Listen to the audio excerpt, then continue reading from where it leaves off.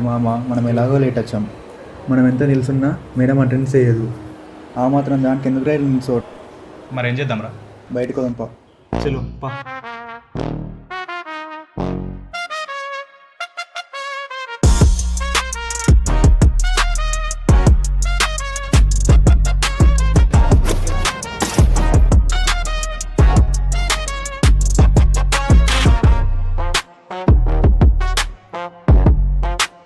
Canteen పోమా? క్యాంటీనా? వద్దులే, పైసలు లేవు. అరే శివ, మన బడ్జెట్లో ఏంటి ఉంటాయి చూడరా.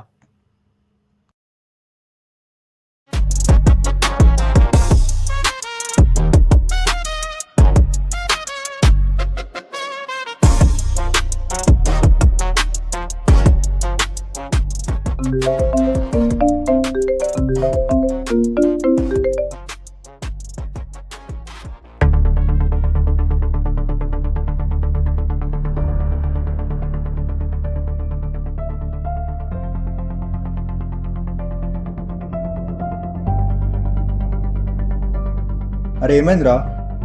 రిజల్ట్స్ వచ్చాయంట. మరి వానికెంత? 1.8 రా. మరి మనకెంత? నీకు 7.2 రా. అరే మరి నీకురా? 3 సబ్జెక్టులు పోయినాయంట్రా. సరిపోయింది. పాత 2, ఇప్పటి 3, మొత్తం 5 సబ్జెక్టులు. అరే ఏమైందిరా? నేను చచ్చిపోతా మామ. అరే ఏం మాట్లాడుతున్నావురా? 5 సబ్జెక్టులు అంటే నాతో కాదు మామ. ఆమె ఫెయిల్యూర్ రా. నాకు ఈ లైఫ్ వద్దురా. నేను చచ్చిపోతా మామ. అరే నువ్వు ఎక్కువ ఆలోచిస్తున్నావురా. ఏ రాజు, అన్నా దినేష్ అన్నా. రే శివ,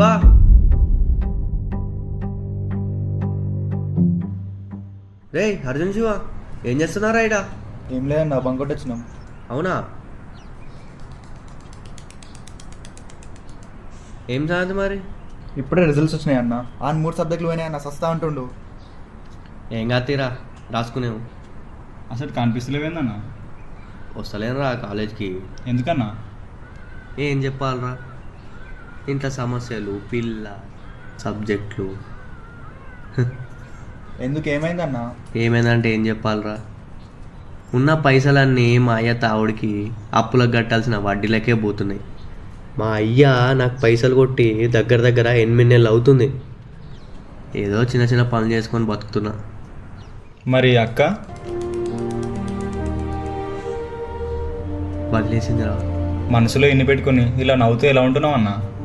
రే అర్జున్, మనసులో ఉన్నామని ఆలోచించుకుంటూ పోతే నేను ప్రతి క్షణం బాధపడుతూనే ఉండాలిరా. బాధపడమే జీవితం కాదు కదరా. అందులోంచి బయటికి ఎలా రావాలో ఆలోచించు.